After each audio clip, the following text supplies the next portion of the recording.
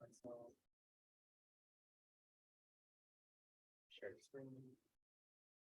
So people can see what's going on over there. A big one, guys, but I don't know if anyone can hear it on the other end of the. Well, hopefully. Hopefully. Okay, hello everyone. Thanks so much for coming back to our week 5 meeting. I hope you guys are doing okay. Today we have a presentation about community service opportunities by our lovely community service chair. We were supposed to have a guest speaker tonight, but she unfortunately could not make it. But we have all of her slides and info that she was going to talk about anyway. So we still have all of that information and are going to talk about it today. And then before we get started, I just want to make a quick note about our internship application for board is going to be open by the end of this week, and it's going to be open until the end of week 7. And so it's basically just questions about, if you're interested in applying to be an intern for board, you're going to basically shadow some board members like our fundraising chair, community service chair, social chair, see what kind of stuff they put on. And then if you're interested after the internship, you can also apply for board. But those applications will be open in winter quarter. So yes, and we'll get more information about that to you guys in the email. And so the application will be open until week 7 Friday, and then we'll have interviews week 8, and then we'll have decisions by week 9 or week 10. So it'll, you guys will know by the end of the quarter. So that's pretty much it. So, all right. For Emily. Hi guys, so as your community service chair, of course, I'm going to talk about community service. Yes, please. So I'm pretty sure everyone here knows what community service is, but just to recap and just review, community service is just a way to demonstrate your commitment to improving the lives of those who are less fortunate than you, right? Or your fellow community members. So community service in the eye of the medical admission committee, they see it as, it can be considered as any experience that you're improving or changing the lives of others. So why is community service important to medical school? Because I'm assuming all of you guys here, majority of you guys are pre-med. So why should you guys commit your time to community service? So first is to connect with your community, right? So if you guys are all along the track of pre-meds, your goal is to become a doctor. So as doctors or physicians, you guys are serving other people. You're serving patients. That's basically serving your community, right? So that's why community is an important part of the medical application, because it demonstrates basically kind of foreshadows your future as a physician, right? You're demonstrating that you are committed to community. You are serving others. So it also helps helps with your medical school application. And then, so applying to medical school. So when you guys are applying to medical school, so there is a portal called AMSA. So remember how you guys applied for undergraduate school? You guys applied, I think it was called UC, I don't remember what website, but you had to go through a report. You had to create an account, right? You guys had to enter all your information or to apply to all the UCs, or there was another one called the Common App. So basically for medical school, we have something similar, but it's called the MCAS. So in section 5, so the MCAS for your medical school application is divided into section. So section 5 is called the work and activities section.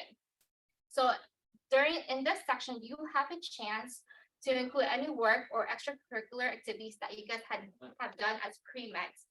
So similar to undergraduate, right? There was a section where you input what you have done, but I think it was volunteer experience, any awards, honors, that's for undergrad. It's gonna be similar to when you medical school. They got all too. But instead of high school, you're gonna be talking about your college experience, right? So there's 15 entries. You guys are able to input up to 15 works/activity that you guys have done. And then for each entry that you guys have entered, you guys are required to summarize. I think it's 700 characters. So you guys give a brief description of what you guys done. I believe, okay. So So there is 15 entries, but does that mean you guys have to fill up all 15 entries? No. The medical school, they value quality over quantity. So, can you go next slide? So this is what it looks like on your portal. So when you guys create an account and you guys begin your application, so this is the example I found on Google. So this person, their experience type was community service and volunteer, but this is a medical/clinical community service type. So they have their experience name, the contact information. See, this is the description. So it's like around 700 characters. And then they will require you to explain, why was this experience meaningful to you, right? What did you guys take out of this community service? And then you guys are required to kind of estimate when you guys began your experience and when you guys ended. And then you guys kind of estimate how many hours. So for me, what I do is I create like a Google sheet. So every time I go in for my community service, I log it, right?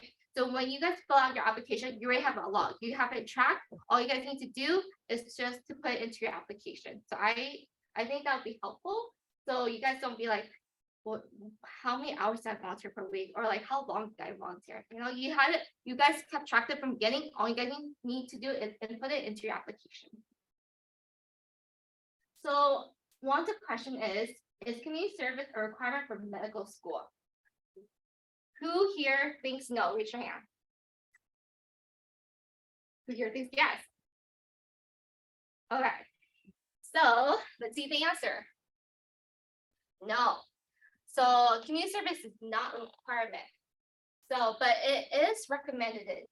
So yeah, yeah. So you guys have 50 entries. You don't want to put like one entry only. You want to show medical school admission that you are a well-rounded person. So it is not required, but it's highly, highly recommended that you guys find some sort of community service. And I'll talk more later on how you find it and what types. But yes, a lot of people think community service is a requirement and they go out looking for it, but it is not. I think that you should find community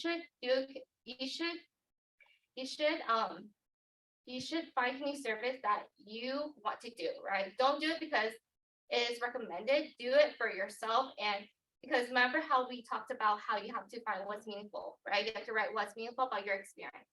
If you guys are finding community service just for the sake of the application and just going there, it's gonna be a dull time for you, right? You're just going to go for the sake of your application. And what's the result? You guys won't have a lot to talk about, right? So it is not required, but it's recommended. So do I have to volunteer a certain number of hours? The answer is no. No, you do not have to volunteer a certain number of hours. So last week we did talk about clinical experience, and it was like roughly like 2,000 hours, right? But for community service, there's no real answer to this, right? You do this for the sake of finding who you are on this pre-med journey, right?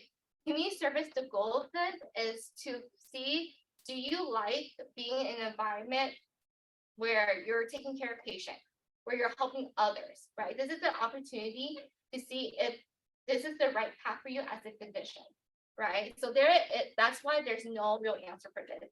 But if you guys want to get an idea, I recommend 10 to 15 hours per month.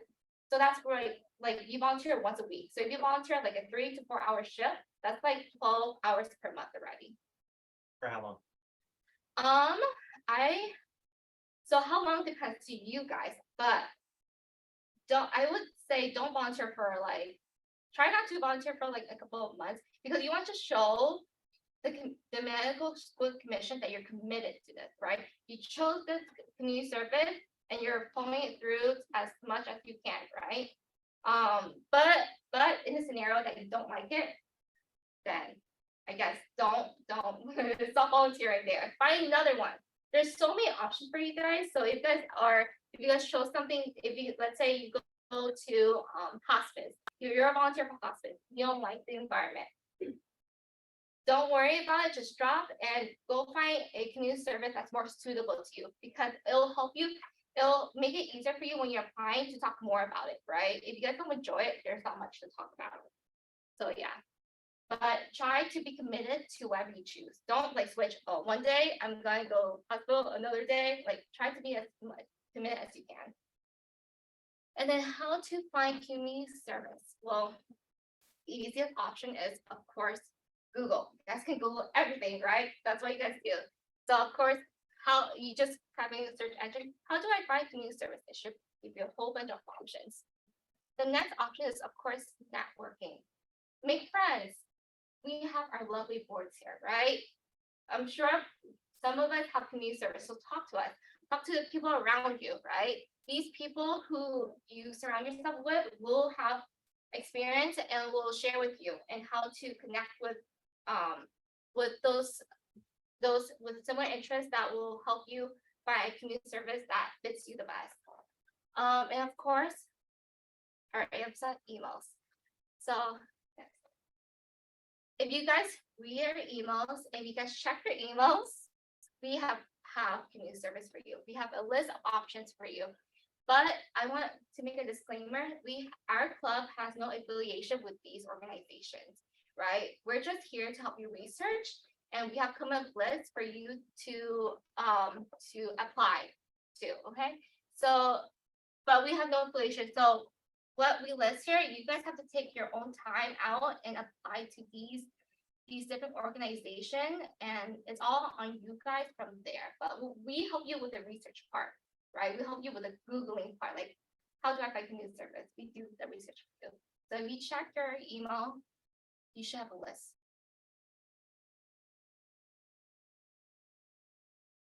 So some examples of community service.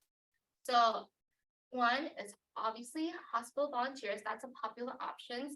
Another example you guys can volunteer at is local clinic or nursing home or hospice.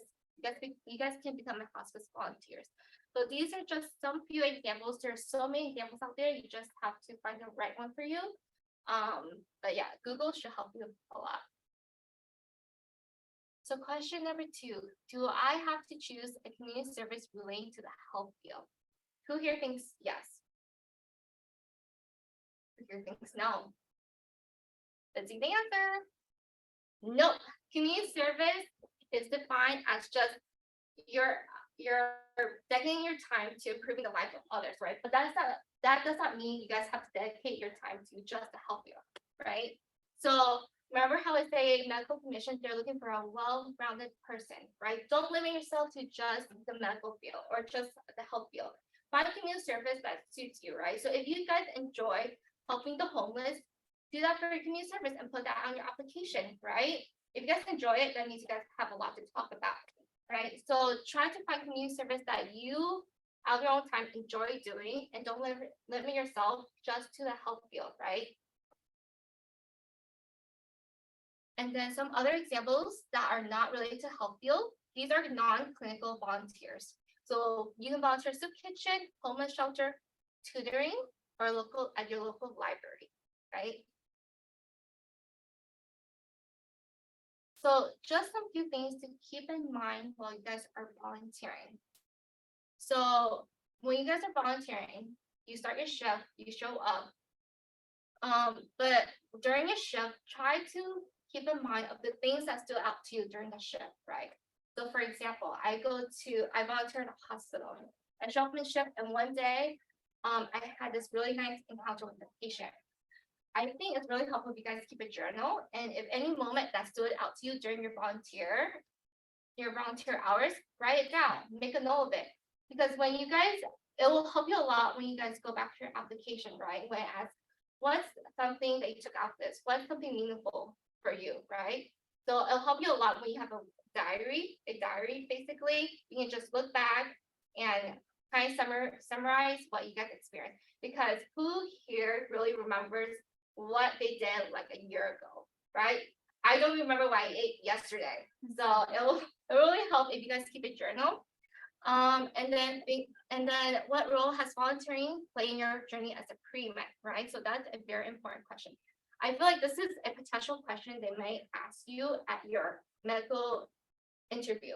So when you get accepted for your, I think, secondary, you get an invite for interview. I feel like this might be one of the questions that might pop up, right? So just keep in mind, what have you took out of this volunteer? What have you learned?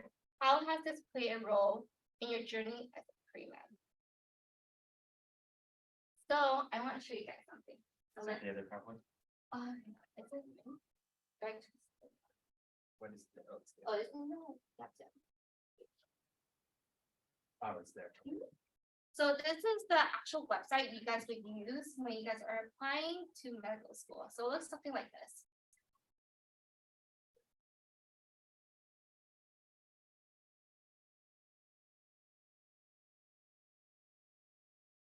Okay, so when you guys are applying to medical school, all you guys need to type into the search engine is AMSA, right? But one of the section, I'm gonna go deeper into section 5, which is the work and activities. So let's read this. Okay, so I think I mentioned this earlier. So one of the things, I think they kind of update this for this cycle. I heard that these are some of the changes they made for the 2022 cycle. So you guys have 15 spots in your portal to upload or to write about 15 experience. But like I said, don't force yourself to write all 15. Do what matters most is quality, not quantity. So, and then for yeah, so only enter your significant experience. So let's say you only volunteer one day at the soup kitchen. Does that mean you guys have to put that into your application? No, right? Only put down what was meaningful to you. Okay, so this one, I think this was the change thing. So you may identify up to 3 experiences that you consider to be the most meaningful to you. Yeah. So let's say you guys put down 5 experience. Out of those 5, you guys would choose 3, and you guys will write more deeply about those experiences. So they require you to give an additional 1,325 characters and explain why it was meaningful. So that's why you guys should keep a diary or a log of what you guys did, right? Because when you guys are writing an essay, it makes your essay more powerful when you guys have specific examples, right? If you guys keep a diary or a log, you guys have those specific examples to reference, right? So make your application stronger compared when you're just being generalized. Oh, I helped a patient, I wheeled out a patient, but everyone can do that, right? All the other 1,000 applicants, they're gonna say the exact same thing. But what makes the experience stand out more, right? So it really helps if you guys have specific examples of what you guys took from that experience. Yeah.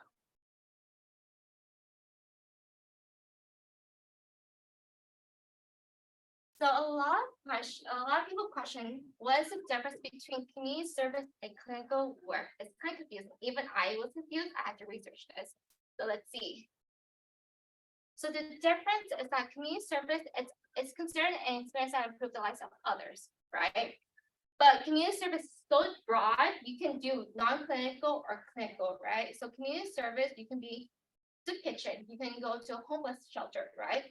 But with clinical work, the big difference is that you're actively engaging with the patient, right? So let's say you're a scribe, you're a medical assistant. So those you have direct patient encounter. But community service can overlap with clinical work. So let's say you're a hospital volunteer. That typically does consider a community service and also clinical work because you are volunteering, you're not getting paid, and you're actively engaging with the patient. So the biggest thing about community service is volunteering. You're not getting paid for doing this. You're doing this out of your own time. Well, clinical work, it's mostly paid. So like you work in an office, a medical scribe, medical assistant, those are paid positions. Yeah. Okay, and then so in your AMCAS portal, I kind of create an account and start an application just to pull this up for you guys. So these are the options you guys can choose in that section 5, right? So they're gonna ask you, which type of work and activity did you do? So one of the choices you guys have is community service / volunteer. There's medical. So let's say you're volunteering in a hospital, right? You're not getting paid, that's a volunteer, but it's also clinical. So you guys will select that options. There's also another options for non-medical. So let's say soup kitchen or homeless volunteer. So that would be considered non-clinical. And then let's say you guys are getting paid. So those have specific categories. So those are called paid appointments. So let's say you're a MA. You're getting paid, so that'll be considered medical, and then non-medical paid appointments like you're working at a boba shop. So those are the options you have. So they do differentiate between those two. So I want to talk about more about a specific community service opportunity for you guys. So this is at UCI Medical Center. It's in Orange, so it's not on campus. It's like a 30-minute drive, I would say, to UCI Medical Center. It's in your PowerPoint or, It's in, and UCI offers extra shuttle ride. If you'd like to see. let me see. So these are the options that you guys have if you guys do decide to volunteer at UCI MC. So they have these programs. They have music to heal, pet therapy, nursing units, child life special care, emergency room, ICE, art therapy, read the day, operating room, high school programs, and patient experience intern. Obviously, you guys will not join the high school program. You guys will be part of the college program. So let's see. When I was volunteering, I was in. It's not on here, but it's called the college program. Basically, similar to high school, but instead of high school, you're in college. But the ICE is a really popular option. The ICE is basically you are shadowing different departments. Like let's say you are shadowing radiology. Next day you're shadowing cardio. But they do have specific requirements for you. I think every time you shadow, you have to write like a couple paragraphs about it. It's all on the website, which you will send all in email. You guys can read more about it. That one, it's really highly competitive to get into. It's hard. The last time I checked, applications are closed for ICE, but I will update you guys if it reopens. But the biggest advantage you guys are UCI students, so you guys do have this privilege. So this is only UCI students. So the volunteer service, they do have currently 300 volunteers. It is a big group, but they do split you guys into shifts. But let's say 1 week you guys can show up. You guys don't have to be like really committed that like you have to show up to every shift. They're really flexible. They really work with student hours, so they really understand your life as a student and they will work with you. So the application do open quarterly. So the next application, so they did close for this quarter. They will open in January of next year. Yeah, January of next year. I was thinking 24 next year. Okay. 100 hours commit. So there is a requirement that they do have for you. So you have to be committed for 100 hours before, let's say you want to quit, right? Before you quit, you have to fulfill this commitment. So usually how the shift works is like 3 to 4 hour shift, and the schedule can be changing anytime because they do understand you guys are college students and your schedule changes constantly. So if you guys can make it that week, they completely understand. They're really flexible and nice. So once you complete your commitment, the thing you got out of it, if you guys need a letter of rec, they will write you a letter of rec, right? So I highly encourage, if you guys want a letter of rec out of this opportunity, you guys should try your best to show up consistently. Let them know your face, let them know who you are, right? So Sandra, she is the one in charge of this. So if you guys are showing consistently, she will know this, right? So you want her to know you so you can get a strong letter of rec from her.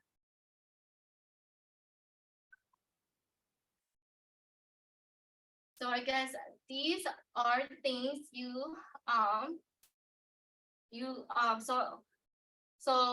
so when you guys are volunteering, you guys will make new friends, right? I made like a couple of friends from these volunteering experience. Like everyone's so nice. they all have similar interests as you because they are pre-med. Most of them are pre-med because they're volunteer hospital. So through this, you will learn how to communicate with other people, right? Customer service, learn how to speak to staff and patient, right? This is really important skill. My first time volunteering, I didn't realize that we need to develop a skill with patient, right? When you guys speaking with patient, it's like a whole different, like kind of a whole different language because the way you talk to patient is completely different to how you would talk to your friends. You have to be really, really careful with your words. They will go over this in training with you guys in more in depth, but it's really cool that you guys get to experience this through volunteering because it will help you later as a physician. Yeah, that's the last one. So these are the ideal volunteer takeaways. So should understand to be empathetic with patient families, right? These people are in a hospital, meaning they're sick, they're sick or they have a loved one that are sick, right? So try to be empathetic. Be able to communicate with physicians, nurses, and staff. All the nurses are really nice. I work with the nurses, they're amazing. They're like so nice to you. They help you, they talk to you, they ask you how about your day, they ask you what you're studying. So these staff are really nice. Understand healthcare and the career path, right? This is a glimpse into your future if you guys decide to pursue medicine. So these, you guys will have your own uniform. So these you guys will have to purchase out of your own money, but they're not that expensive. But these are the uniform you guys will have to wear every day, or not every day, every time you show up to shift. And you guys will receive a badge so like there's part of the hospital where it's like locked. So these badges, you have access to it. So you have to scan it. So these badges are important. But yeah, they do volunteers, you guys are not just interacting with patients, but you get to do other projects. So I remember we were helping like the cardio department. They need to send like a mass mail to every house because this doctor, he was retiring, so they had to send like a mail to every patient, if every patient is to inform the family that they need to find a different doctor. So basically the whole volunteer group, we like basically sat in the office and we were like folding letters to put into envelopes. So, and during that time, you get to communicate with other people. So that's really fun. That's your last thing, so we'll move back to your other part.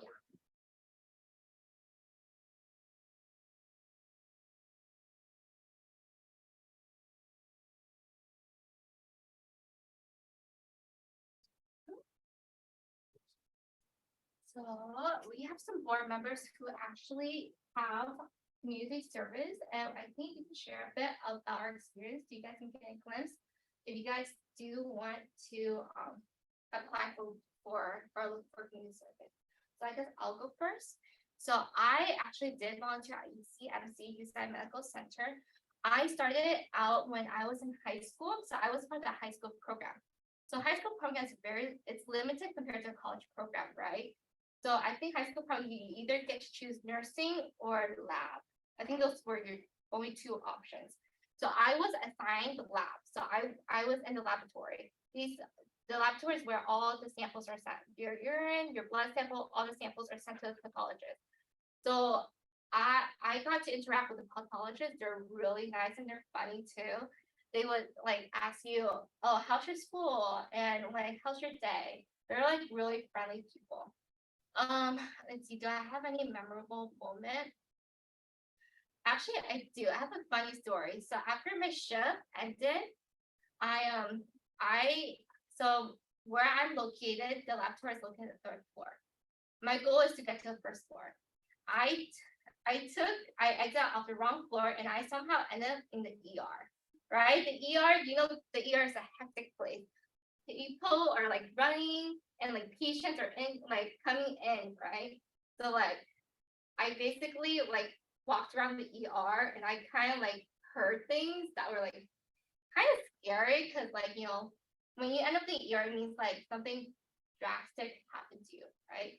So I guess it was a nice experience. So I got a glimpse of what the ER life was like, but yeah, but After that, I remember not to get off the wrong floor. I made sure to get off the first floor. See, and then when I transitioned to the college program, it was an easy transition. So they basically just moved you. So with the college program, you do have more options, right? You do have the option to volunteer at the ER. You also have the option to volunteer with pharmacy. So we have some potential people interested in pharmacy. They do have the option. You get to volunteer in the pharmacy. But with the ER and pharmacy and other special departments, you have to commit a certain amount of hours first before they let you transfer. So once you start, you guys are basically in a general group. They just, every week you show up, they assign you a certain place to go.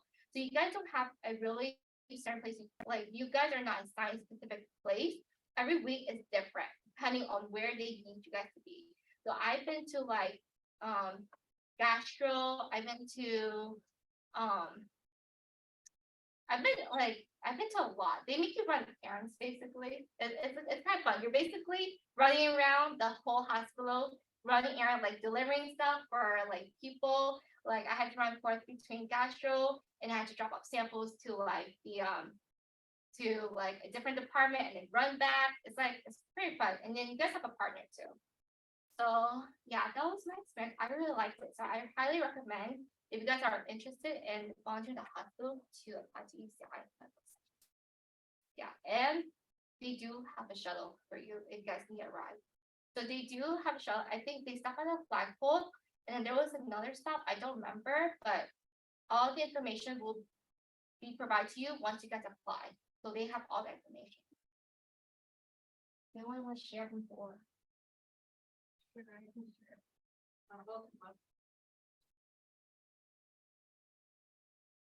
Hey guys, my name is Catherine. I'm the secretary of the club, and I'd just like to share a couple of things about Less Than Match Free Clinic, which is a clinic in Orange. They also have several satellites in Riverside County, Orange County, in LA County, but I've only been to the Orange one. I've been volunteering there for about 1.5 years, and I really like it because it's very low time commitment. So it's either morning shift or afternoon shift.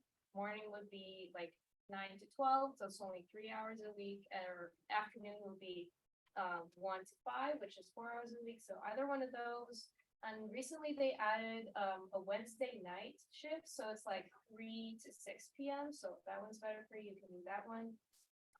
So the way that it works, you could do front office or back office. Of course, being as all of you guys are pre-meds, you would want to do back office since that's where you get the patient interaction. However, they do require that you do 20 hours of front office before you go on to back office, and that's probably just so you can see that they can see that, oh, you're committed, and we'll let you into back office now. So in the front office, what you're doing is you're basically organizing patient files. So they're electronic medical record files. They don't have a digital EMR system since they're a free clinic. It's all paper. So they have these like massive filing cabinets in the back, and they're all organized alphabetically. And basically what you would do is you would pull them out by based on the schedule, the patient schedule for each doctor. And you would file them back, you would sort stuff, you would label things, make new labels, basically like, just like filing and organizing things. And that does seem like it can be kind of like competitive, but trust me, it's so you can get through that and then you can go back off, which is the fun part. And in this part, actually, that's when you actually get to check in the patient. You ask for their name, date of birth, whatever, you bring them to this station where you actually do their vitals, so heart rate, blood pressure, height, weight, if they're diabetic, there's the famous physician or internist, you would take their glucose, you would they show you how to take finger pricks, with then you would take them to the room, you would clean them. Once at a time, you would clean the room, restock the stations. A lot of stuff is also what you would do in the hospital, but this is like a more clinic setting. One thing is that a lot of them, since it's a free clinic, they take people with no insurance. So that usually means that they take undocumented immigrants or veterans. So a lot of the undocumented immigrants, they're from Central America, so they speak Spanish. So then it's another opportunity for you to practice your Spanish. So, but don't worry if you don't know Spanish, because they do provide a Quizlet for you with the phrases in Spanish, and that's how I learned it. And I can say like 10 phrases in Spanish. So, but that's typically all you need. Of course, if you can talk to them more if you learn on your own. But even if you know the very minimum, it's really all you need. So yeah, that's about that. I really like it because it's these people that they come in, they usually come from near nothing, they have nothing, and they're just really happy to be there. They're happy to see you there. And if you just welcome them in, you would be nice to them, smile them, and then you could really tell that they would kind of like, make a difference to them, and they appreciate that you're there. And yeah, and veterans too, they usually don't have anything since because of their life, whatever circumstances happen to them. So that usually that's another good thing that makes you, for your own personal development, to make you feel good about yourself, I guess. And then so another thing that I like about free clinics, or particularly less than that free clinic in particular, is that if when you fill out your application, you can, since it's like clinical volunteering, so it's like volunteering, but it's still in the clinical realm, you can categorize it as either clinical experience or volunteering based on what you have or don't have on your application. So if you're kind of lacking in the volunteering area, you could list it under volunteering, or if you don't really have any other clinical experience, you can just list it as clinical. So that's another advantage to that. So actually, the applications for that are open. They were closed for a long time. They had a wait list, but it's like it's weird. They open up the page, so I think it's only go ahead and apply just like a Google form where they like, I don't know, 2 or 3 essay questions, but it's really not that difficult. So I highly recommend doing that. And then another thing that I did briefly during COVID was I did Meals on Wheels. So have different locations in Orange County. So if you do have an Irvine, unfortunately you have to be 21 or older to volunteer there. But there's also another one in Newport Beach, which is one I did. So you do need a car if obviously you're driving around to different people's houses delivering their meals. When you drive in, they would give you like a paper list with all of the names and addresses of the people, special instructions on, how to get into the apartment complex or whatever. And I really like that because especially during the time of COVID, it was all lockdown, nobody was socializing or anything. People couldn't leave their houses. And so you would, I really liked how you would go to these houses where elderly people were, and they really appreciated you, like just like 10-15 minutes after you would give them the food, you just kind of chat with them, ask them how their day was, chat with them, especially even right now, though food is technically kind of over. Some people are still kind of don't really have any family members around they can go to, so just having somebody just like show up and talk to them, make their day, really make their day. And so yeah, it's another thing that you can do. So another low minute, it's really, for me, you usually took around like 3 hours, and you once a week. So it's another suggestion for you that we're doing. So that's it.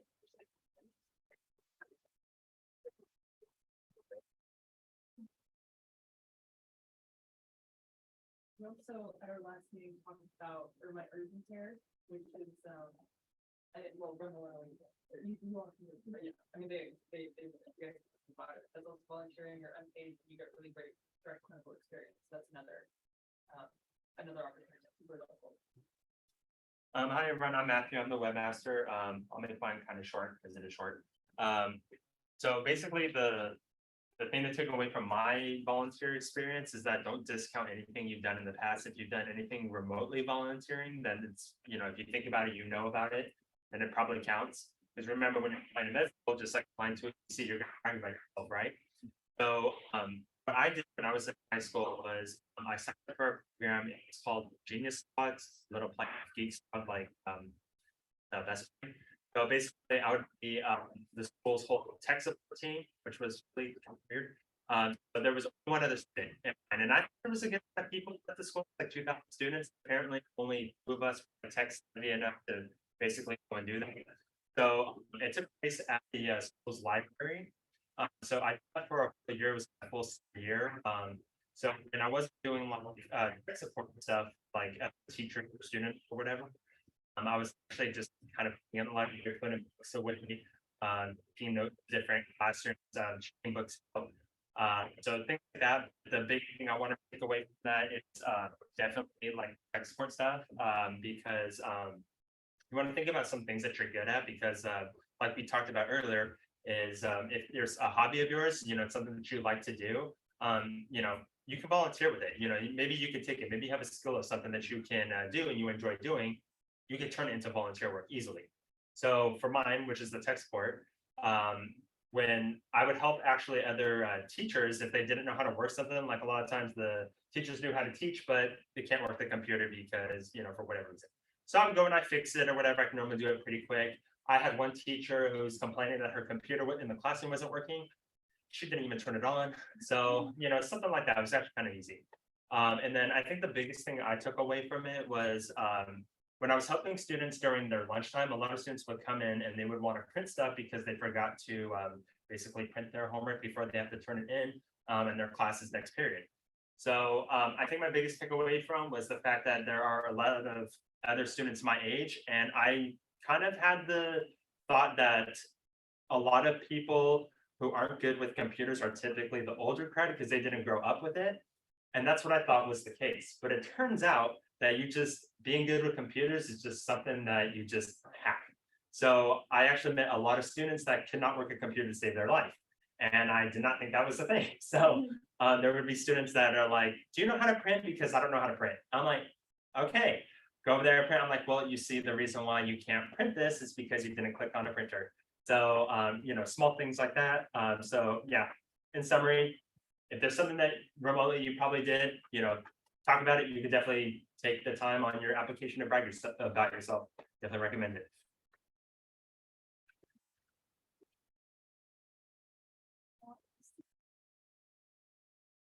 Yeah, so you can see there's so many options out there for choosing a service, right? Not limited to healthcare only, right? Because you want to show you are you're well applicant, right? You're not just only volunteering and helping, but you're also committing your time to something that you personally believe in or enjoy, right? So I recommend that go beyond the scope of the field. I think the last one is just question. Do you guys have any questions regarding this whole presentation? Years, whatever that is. That Ooh. Okay, I think, okay, I have a question for you guys then. Do you think the medical school prefers, is there a high preference for clinical or community? Is there just a yes or no? Do you think there's a higher preference? Do you think the same community service? Anyone can answer. It's open to everyone, even before. Look at the beat.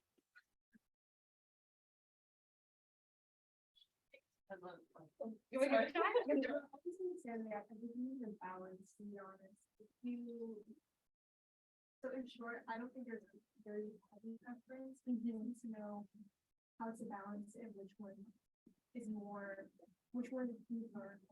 Yeah, that's a really good answer. So whatever you took away from that volunteer experience, right? Whatever you learned a lot from.